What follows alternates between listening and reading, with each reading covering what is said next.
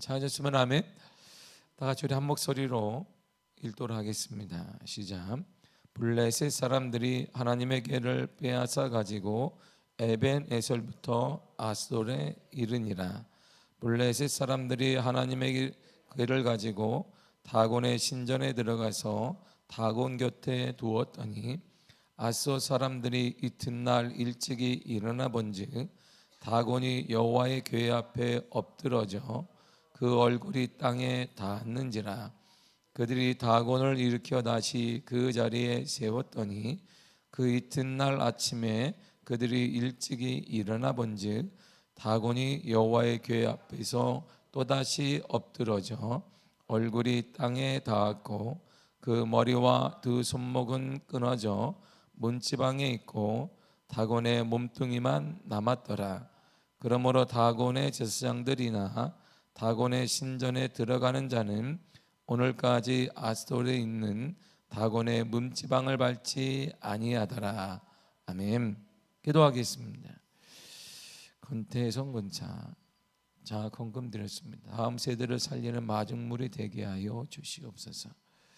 하나님 감사드립니다. 귀한 예물 다음 세대를 위한 마중물로 주님 앞에 올려드립니다. 하나님, 섬겨야 될 다음 세대가 있는 것 참으로 큰 복입니다. 오늘날 다음 세대가 없는 교회가 많이 있습니다. 사회적으로도 다음 세대 문제로 인하여서 골머리를 앓고 있습니다. 우리 미아교회를 사랑하셔서 다음 세대를 허락하시며 이들을 섬길 수 있는 기회도 허락하시고 은혜도 허락하심을 감사드립니다. 귀한 마음으로 귀한 것 주님 앞에 올려드리오니 하나님 받으시고 다음 세대를 꼭 살리는 귀한 예물로 쓰임받게 하여 주시며 믿음대로 되어지는 역사 허락하여 주시되 권사님의 가정을 통해서도 다음 세대 다다음 세대가 하나님의 귀한 일꾼들 되게 하시며 거룩한 믿음도 허락하여 주옵소서. 오늘 아침에도 우리 가운데 허락하사 단잠 허락하시고 주의 전에 나와 하나님을 찬양토록 인도하시며 상곡케 하시니 감사드립니다. 하나님 만나는 복된 은혜, 하나님의 거룩함을 바라보는 복된 은혜 우리 가운데 허락하여 주옵소서. 예수님의 이름으로 기도했습니다. 아멘. 하나님의 궤에 대해서 계속 나오는데요, 궤를 바라보는 여러 가지 시선과 생각이 있습니다. 그러니까 하나님의 궤, 하나님의 언약, 하나님의 약속, 그리고 하나님의 통치를 상징하는 하나님의 궤에 대해서 동일하게 바라보는 건 아닙니다. 각자의 시선에 따라, 각자의 환경에 따라, 각자의 생활 처소에 따라 보는 눈이 다 달라요. 이스라엘 백성들은 하나님의 궤에 대해서는 정확한 두 가지를 가지고 모았습니다. 하나님의 궤 법궤는 우리가 알다시피 아론의 쌍난 지팡이도 있고 만나가 있으며 십계명의 두 돌판이 들어가 있단 말이에요. 그 법궤를 볼 때마다 이스라엘 백성들은 하나님과 우리는 언약을 맺은 백성이구나 항상 느꼈어요. 그리고 하나님이 우리를 통치하시는구나. 언약을 보게 되면, 법궤만 딱 보게 되면 여기서 모든 가운데 이스라엘 백성들이 40년간 하나님의 은혜 가운데 아침에 이제 출발을 하게 되면 법궤가 먼저 출발한단 말이에요. 그때마다 모든 백성들은 생각했어. 하나님과 우리 사이는 언약 백성이구나. 시간이 흐르고 사막 가운데 있다 할지라도 여러 환경이 변화돼도 우리는 하나님과 우리는 언약의 백성이니까 하나님이 보호하신다. 그러니까 두 번째가 뭐죠? 당연히 하나님의 통치가 우리 가운데 있는 거야. 우리 민족은 하나님이 통치하시는 거야. 그러니까 하나님이 통치하니까 왕이 필요가 없게 된 거야. 그런데 이스라엘 백성들이 좀 시간이 지나 보니까 왕이 있어야 되는 거 아니야?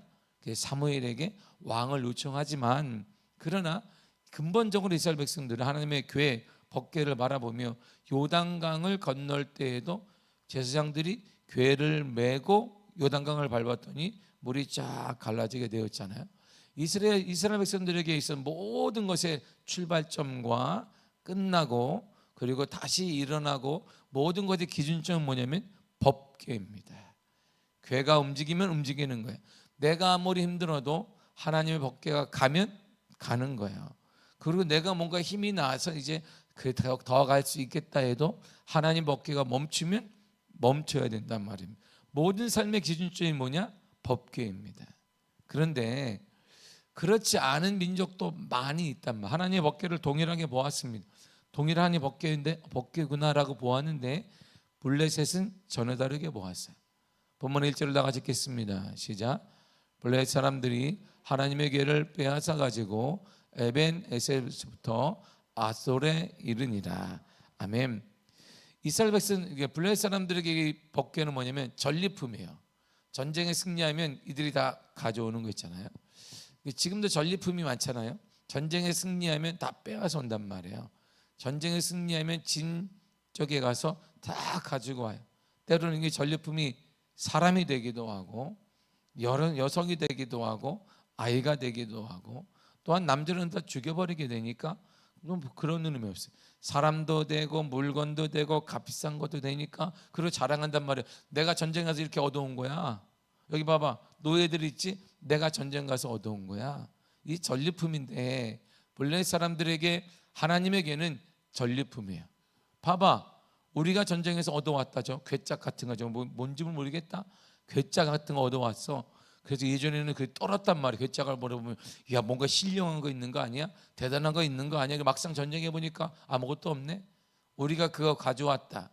한쪽에서는 법궤를 바라보며 하나님의 언약과 통치를 상징해서 거룩하게 보았고, 한쪽에서는 그것을 전리품으로 보았습니다. 아스돗에 가져온 하나님에게는, 아스돗은 원래 여호수아가 땅을 분배하잖아요. 땅을 누가 분배해요? 지금 정신을, 할렐루야. 땅을 누가 분배했어요? 여호수아가 했는데 원래 유다 지파에게 분배한 땅이 아스돗이에요. 그런데 유다 지파가 전쟁을 많이 했을 거 아니에요. 유다 지파가 가장 아낙 자손과 있으니까 전쟁을 했을 거예요. 근데 아스돗까지는 점령을 못했어요. 그러니까 전쟁을 통해 아낙 자손과 싸우고 가장 강한 장사가 싸우고 갈렙이 이끌어가서 다 싸웠는데 적지 않은 땅을 얻었지만 이 아스돗은 전쟁 가운데 얻지는 못했어요. 그러니까 막상 지금 팔레스타인처럼 말이에요. 이스라엘 땅인데 땅이 아닌 것처럼 이스라엘 안에 뭐가 있어요? 팔레스타인 해방기구가 있어요. 이렇게. 그리고 곳곳에 조금씩 있습니다.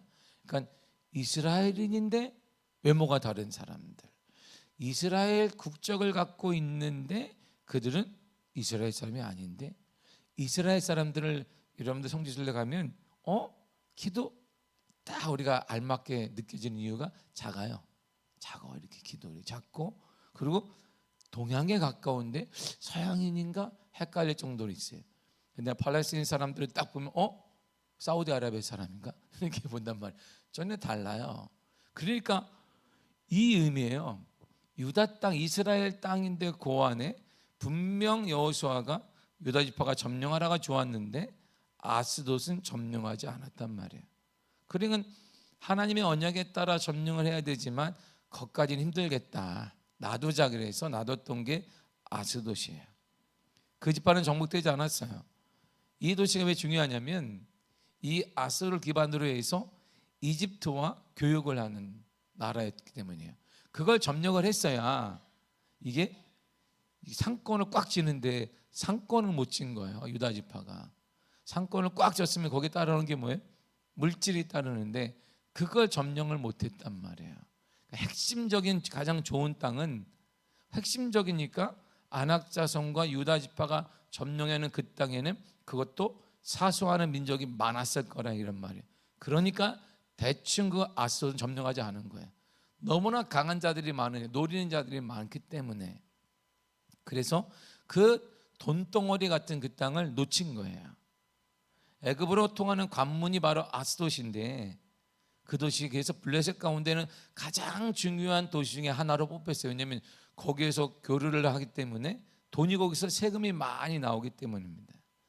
블레셋이 하나님의 길을 이곳으로 가져온 이유는 바로 이곳에, 블레셋이니까 돈이 많고 사람들이 많으니까 뭐가 세워져요? 당연히 신전이 세워진단 말이에요. 큰 신전을 세워놨습니다.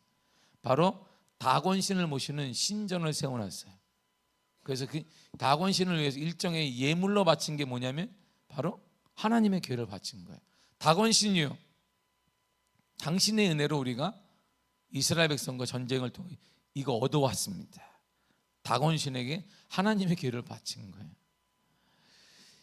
미신 중에 이처럼 우리가 볼 때는 우상 숭배 아니야? 저 우상 숭배잖아요. 이게 우상이잖아요. 다곤신이 우상 중에 최고의 우상 중에 하나가 뭐냐면 이게 우월감이에요. 우월. 하나님 없는 우월감은 우상입니다. 하나님 없이 내가 잘 될 거야, 하나님도 없으면서 내가 잘 돼, 까불기만 해, 그게 우상이에요. 우상. 하나님 없이 잘 될 걸 믿는 것, 그게 우상 숭배야. 그러니까 근본 이유도 없이 나는 잘 돼. 왜? 우리 엄마 아빠가 준 게 있잖아, 부모님을 통해 얻은 게 있잖아, 내 학벌이 있잖아, 내가 가진 게 있잖아. 그게 우상이란 말이에요. 하나님 없이 우월감을 내세운 자체가 우상. 그래서 학벌이 되기도 하고 돈이 되기도 하고 집안 배경이 되기도 하고 뭐 금수저 뭐 이런 기타 등등이다 우상이다 이런 말이야. 우월감은 미신이며 철저한 우상입니다. 블레셋이 여기 우상에 빠져 있는 거예요. 다곤신이 우상이 아니라 블레셋의 사고가 우상인 거예요. 우리도 어떤 모양이 없어요. 우리가 무슨 모양을 가지고 있겠어요? 오늘날은 뭐 집안에 뭘 모시고 있는 사람 아무도 없습니다. 근데 그리스도인들 중에 우상 숭배자들이 많은 거예요. 왜? 하나님도 신실하지 만나지 못했으면서 잘 될 거야. 왜? 얻은 게 많으니까, 엄마 아빠가 준 게 많고 사회적 배경도 있고 학벌도 있고 모두 있고 하니까 나는 잘, 그거 우상이라 이런 말이에요. 모형은 없지만 철저하게 우상에 우리가 숭배를 하고 있는 거야. 2절을 보세요. 2절 한번 읽도록 하겠습니다. 시작. 블레셋 사람들이 하나님의 궤를 가지고 다곤의 신전에 들어가서 다곤 곁에 두었더니, 블레셋 민족의 아벡 전투에 탈취한 여호와의 궤를 자신들의 다곤의 신전에 들어가서 곁에다가 탁 넣었어요. 보세요. 다곤 신이요, 우리가 얻었습니다. 전리품으로 바친 거예요. 자신들에게 승리를 가져다 준 다곤 신에 대한 감사의 표시입니다. 여호와 하나님에 대한 다곤 신의 우월성을 나타내는, 우리가 더 우월한 거야. 기까지 건 별거 아닌데요, 이스라엘 별거 아니더라고요, 이런 말이죠. 다곤 신은 고대로부터 이 우상인데, 이 다곤은 메소포타미아 그 아수르 베니게 지역 등에 널리 숭배되어 온 우상입니다. 블레셋 족속이 이 우상을 베니게 족속에 수입을 했어요. 그걸 시간이 지나니까 베니게 민족은 다곤신을 포기했는데 이들은 철저하게 다곤신에 의해서 움직여지고 제사장도 양성하게 되고 제사장 학교도 만들게 되고 급속도로 퍼지게 되었습니다. 다곤 신전은 아소뿐만 아니라 사사기 16장 2절에 보면 가사 지방에도 블레셋의 중요 성읍에다 가장 중요하고 크고 돈이 많이 거치는, 세금이 많이 거치는 곳곳마다 다곤신의 신전이 있었습니다. 이 다곤신의 의미가 뭐냐? 곡식의 풍요를 가져야 된다는 거야. 곡식의 풍요를. 그러니까 우리나라에도 곳곳에 시골에도 막 부뚜막에도 있고 여기도 있고 모두 신들이 많습니다. 응? 그래서 우리가 신들이, 우리는 뭐 들어갈 때도 있고 문지방에도 있으며 뭐에도 있으며 신발 놓는 데도 있고 모두 있고 문에 들어갈 때도 신들이 있고 문득에서 함부로 닫으면 안 되고 때가 되면 시간을 딱 보고 닫아야 되고 걸을 때도 함부로 닫으면 이렇게 걸어야 되면 이런 신들이 쫙 있기 때문에 우리나라에도 예전에 말이에요. 다곤 씨는 많은 신들 중에 이들이 최고로 우상 숭배했던 게 뭐냐면 풍요를 가져다 준다고 믿었어요. 이들이 중동 지방에 있는데 풍요를 가져다 주니까 다곤 신을 섬길 수밖에 없었던 것입니다. 근데 하나님의 궤가, 그러니까 그 블레셋 민족에 딱 들어갔는데 이 하나님의 궤가 심하게 말해 축구공처럼 움직이는 거예요. 이리 갔다가 저리 갔다가 자리를 못 잡아요. 이리 옮겼다가 저리 옮겼다가 아무도 수용을 못하는 거야. 3절과 4절을 보세요. 시작. 아소 사람들이 이튿날 일찍이 일어나 본즉 다곤이 여호와의 궤 앞에서 엎드러져 그 얼굴이 땅에 닿았는지라. 그들이 다곤을 일으켜 다시 그 자리에 세웠더니 그 이튿날 아침에 그들이 일찍이 일어나 본즉 다곤이 여호와의 궤 앞에서 또다시 엎드러져 얼굴이 땅에 닿았고 그 머리와 두 손목은 끊어져 문지방에 있고 다곤의 몸뚱이만 남았더라. 아멘. 법궤가 계속 움직입니다. 다곤 신에 두었더니 다곤신이 목이 툭 부러져 버렸네. 그러니까 그리고 다곤신이 원래는 부러지지 않았는데 갑자기 다곤신이 쿡 엎드렸더니 이 다곤신 자체가 여호와의 교회를 향해서 세배를 하는 것처럼 이렇게 콱. 그래서 어머 이게 왜 세배를 하고 있대. 이게 한국도 아닌데 세워놨더니 그 다음에 되니까 목이 툭 떨어져 나갔단 말이야. 그러니까 이들이 볼 때 다곤신의 제사장들이 볼 때 불길한 거야. 뭔가 좀 안 좋은데 내가 섬기는 신이 갑자기 세배를 하지 않나. 이게 하는 법궤에 대해서 세배하지 말라고 이렇게 놨더니 손발 대고 뭐가 없어져 버렸네. 이거 뭔가 불길한 거예요. 그래서 여호시아 때부터 여호수아 시대 때부터 이 다곤신 이 하나님의 교회가 아주 계속 옮겨 다니게 수용을 못하니까 계속 옮겨 다녀요. 이렇게 여호수아 시대 이래 실로에 하나님의 법궤가 있었어요. 항상 실로에 가면 법궤가 있었습니다. 그가 이 실로에서 맡은 사람이 누구냐면 엘리 제사장이 맡았어요. 그리고 엘리는 40년간 법궤를 지켰습니다. 이렇게 40년 동안 제사장 역할을 감당했기 때문에 40년간 법궤를 관할했어요. 근데 두 아들인 험리와 비누아스 때 실로로부터 에베네셀로 옮겨졌어요. 다시 전쟁을 통해 아벡 전투에서 블레셋으로 간 거예요. 보세요. 우리가 말하는 엘리하면 떠오르는 게 영적으로 둔감한 사람들. 죄를 범하게 되면 이 법궤가 옮기게 되는, 이렇게 옮기게 된단 말이에요. 하나님이 이스라엘 백성들에게 법궤가 뭐예요?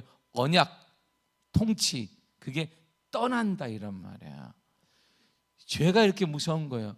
하나님의 통치가 그 사람에게 떠나요. 하나님의 보호가 그 사람에게 떠난단 말이에요. 하나님의 보호와 통치가 떠나니까 그대로 전쟁 중에 이들이 죽임을 맞아요. 피해를 그대로 당한다. 세상의 모든 환경의 피해를 그대로 당하더라 이런 말입니다. 이게 놀라운 거예요. 죄를 범할 때마다 하나님은 법궤의 장소를 옮겨요. 그들의 통치를 더 이상 하지 않겠다는 뜻인 것처럼 하나님이 옮겨지는 것입니다. 이 싸움에서 패배한 이스라엘은 아벡 전투에서 블레셋 족속에게 법궤를 빼앗겨요. 이 법궤를 빼앗은 블레셋 족속은 처음에 그것을 아스돗으로 갔는데 다곤신이 목이 딱 부러져요. 불길하잖아요. 다시 옮겨요. 가드로 옮깁니다. 거기도 똑같이 되니까 에그론으로 다시 옮겨요. 왜? 수용을 할 수가 없는 거예요. 가는 곳마다 그들이 섬겼던 신들이 다 무너지고 하나님의 지배를 받는 것처럼 느껴지고, 그러니까 제사장들이 이것도 안 되겠다 해서 또 옮겨요. 이쪽으로 옮기니까 이게 축구공처럼 패스하는 것처럼 너희가 가져라, 우리는 안 돼, 너가 가져야 돼, 계속 옮겨지게 되는 거예요. 하나님의 통치를 받을 사람이 없었다 이런 말. 하나님의 언약의 백성 찾고 하나님의 언약의 백성을 찾고 있는데 아무도 그걸 수용을 못하는 거예요. 하나님의 통치를 받을 민족도 찾지를 못하고 계속 하나님의 법궤가 옮겨가고 있었단 말입니다. 옮겨진 이유가 딱 하나입니다. 법궤가 가는 성마다 독종이 발생했기 때문이에요. 그러니까 이거는 부러지는 게 중요한 것도 아니라 부러진 이후에 독종이 쫙 퍼져요. 그냥 독이 그냥 쫙 퍼지게 됩니다. 그러니까 이들이 다곤신들의 제사장들이 기도를 하든 뭐하든 멈출 수가 없는 거예요. 결국 블레셋 방백들은 법궤를 이스라엘에 돌려보내야 되겠다. 왜? 수용이 안 되는 거예요. 이게 저주야, 저주. 전리품도 아니고 저주로 느껴져서 가져가라. 이스라엘 백성들에게 가져가 그랬는데 이스라엘 백성도 못 가져가요. 그래서 암소 두 마리를 수레에 실어요. 수레를 끌게 하고 법궤를 탁 놔두고 이스라엘 땅으로 이들이 툭 쳐서 보내요. 그게 어디로 갔어요? 이스라엘의 유명한 누구 얘기야? 누구 보고 얘기하나? 어디로 가서 그게 벳세메스로 간 거예요. 다. 이들이 누굴 통해 보낸 게 아니에요. 아무도 두 마리를 딱 끌게 하고 법궤를 넣고 웅덩이를 탁 친 거예요. 가라고. 그러니까 이들이 서가 뉘엄뉘엄 가더니 이스라엘 벳세메스에 딱 쓰게 된 것입니다. 이 법궤는 기란 여아림의 땅인 엘리아살의 집에서 옮겨지게 되는데 20년 동안 안치가 돼요. 아무도 찾지 않아요. 그때가 어느 20년이 누구가 왕이 된 시대였을까요? 사울이 왕이 된 때예요. 사울이 영적으로 타락한 시대입니다. 수용을 못하는 거예요. 하나님의 통치가 없는 거예요. 영적으로 타락한 사람들에게 오는 게 뭐냐 그랬다면 하나님의 통치가 없다 이런 말이에요. 이게 법궤가 주는 의미예요. 하나님의 통치를 받을 자격이 없는, 그 법궤가 계속 옮겨 다니는 거예요. 하나님의 언약과 통치를 상징하는 법궤가 계속 죄악을 범했을 때 옮겨 다녀요. 이렇게 엘리로부터 함니와 비느하스의 죄를 통하여서 이 법궤가 블레셋에 옮겨지게 되는데 아스도로 가고 다시 가드로 가고 에그론으로 가는데 수용이 안 되는, 가는 곳곳마다 하나님의 독이 그 지방에 쫙쫙 퍼지게 돼. 그 이들이 결론이 뭐냐? 이건 저항이다, 저항. 우리의 저주야, 저주. 그래서 이들이 가져가라 그랬는데 결국 가요. 엘리야살의 집에 가는데 왕이 찾지를 않는 거예요. 그 왕이 사울입니다. 다윗이 왕이 됐는데 처음으로 한 게 뭐겠어요? 이 법궤를 가져온 거예요. 통치를 잡은, 느낀 거예요. 다윗에게 가장 중요한 게 뭘까요? 하나님의 통치였던 거예요. 이게 법궤입니다. 우리에게 가장 큰 축복이 뭘까요? 하나님의 통치를 받는 거예요. 여러분, 이게 법궤인 거예요. 우리에게 괴짝이 중요한 게 아니에요. 이게 나무를 싼 그게 중요한 게 아니라 하나님의 통치. 다윗은 왕이 되자마자 처음으로 한 게 뭐냐면 하나님의 법궤를 다윗성으로 가져. 그 법궤가 들어올 다윗이 한 게 뭐예요? 바지가 내려가는지 모르고 막 춤을 춘 거예요. 그래 미갈이 딱 보니까 아이고 차차 못 배운 이제 목동 출신이 이러다가 딱 끊어져 버린 것이죠. 그를 통해 자녀가 끊어진 거예요. 왜 춤을 췄을까? 이런 의미인 거예요. 다윗이 춤췄던 이유는 이야 목동은 맨날 춤추나? 그런 의미가 아니에요. 이런 하나님의 통치가 우리나라에 임했구나. 하나님의 통치가 우리 가정에 임한 거야. 하나님의 통치가 내 삶에 임한 거야. 너무나 기쁜 거예요. 다윗이. 이게 법궤인 거예요. 법궤. 죄를 범하면 영적으로 타락하면 나타나는 현상이 뭐냐? 하나님의 통치가 싹 걷어져요. 하나님의 통치 이 보호막이 걷어지니까 세상이 피해가 그대로 오는 거예요. 흐름이 그대로 와서 충격을 받는 거지. 하나님의 보호는 충격을 딱 끊어주는 거예요. 칭목을 계속 와도. 그래서 여호와는 나의 목자시니 내게 부족함이 없는. 그래서 그걸 얘기한 거예요, 다윗이. 왜? 하나님이 통치하시니까. 복귀가 그런 거예요. 여러분, 하나님의 가장 큰 복은 하나님의 통치를 받는 거예요. 하나님이 여러분의 가정을 통치하시고 여러분의 자녀를 통치하시고 우리 교회를 다스려 주시는 거죠. 이게 법궤예요. 이 법궤미가 여기 있는, 이 얘기를 하려고 지금 5장까지 왔네. 그 4장까지는 서론이구나. 5장은 이 얘기를 하려고, 이 얘기 바로 이 얘기를 하는 거예요. 너희들이 타락하면, 영적으로 침체하면 하나님의 통치가 걷어지는 것이고, 영적으로 하나님의 사랑하는 자에게 하나님이 주시는 선물이 뭐냐? 하나님이 통치를 주시는 거예요. 내가 너에게, 너의 가정을 내가 통치해 주마, 너의 자녀를 내가 지도해 주마, 우리의 미래를 하나님이 지도하시리라. 이런 거예요. 이야. 그러더니 이처럼 법궤는 블레셋 사람들에게 저주했어요. 그러나 하나님의 사람에게 뭐일까요? 법궤는 하나님의 사람에게는 이런 의미입니다. 역대상 13장 14절 보세요. 시작. 하나님의 교회가 오벳 에돔의 집에서 그의 가족과 함께 석 달을 있으니라. 여호와께서 오벳 에돔의 집과 그의 모든 소유에 복을 내리셨도다. 아멘. 여러분, 오벳 에돔의 집에 얼마 동안 있었어요? 석 달, 3개월 있었어요. 그런데 이 3개월 만에 하나님이 주신 게 뭐예요?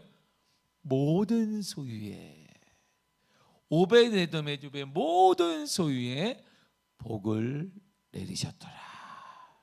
이게 뭐예요? 법궤야, 법궤. 그래서 하나님과 함께하는 자에게 하나님은 이런 통치를 주시는 거예요. 그 의미에서 다윗이 왜 춤을 췄을까? 10편 23편을 왜 썼을까? 맥이 쫙 나. 아, 그런 의미였구나. 다윗은 그걸 알은. 사울은 차박혀 있는 그 나무 괴짝 왜 가져와? 이랬단 말이에요. 엘리야실에 있는 그 나무 괴짝 왜 가져와? 그거 소용도 없지. 괴짝으로 여기서 처박아 놨어요, 이 하나님의 거룩한 것을. 근데 다윗은 왕이 되자마자 처음으로 한 게 그 법궤를 가지고 온 거예요. 이렇게 이제 우리나라는 하나님이 통치하는 거야. 내 가정은 하나님이 통치하는 거야. 그걸 가져왔고 그게 너무나 감격스럽잖아요. 이야, 우리 가정 하나님이 책임져 주십니다. 할렐루야. 여러분의 가정을 누가 책임져줘요? 하나님이 책임지시고. 우리 자녀를 누가 책임져줘요? 하나님이 책임지시고. 우리 교회는 누가 책임진다? 하나님이 책임진다. 그래서 기뻤던 거예요. 그래서 막 춤을 춘 거예요. 왜? 너무나 기뻤던 거예요. 이야, 우리 하나님이 다스리시는구나. 응? 그래서 노년에 그걸 생각하며 다시 여호와는 나의 목자시니 내게 부족함이 없으리로다. 그랬던 거야. 하나님의 통치가 여러분의 가정에 임하기를 축복합니다. 하나님의 지배하심과 인도하심이 여러분의 가정에 넘쳐나기를 바랍니다. 그래야을 통하여서 모든 소유에 하나님의 은혜를 받는, 복을 받는 귀한 은혜가 나타나기를 간절히 바라고 하나님의 통치를 사모하시기를 바랍니다. 우리 자녀들에게 하나님 통치하여 주시고 인도하여 주옵소서.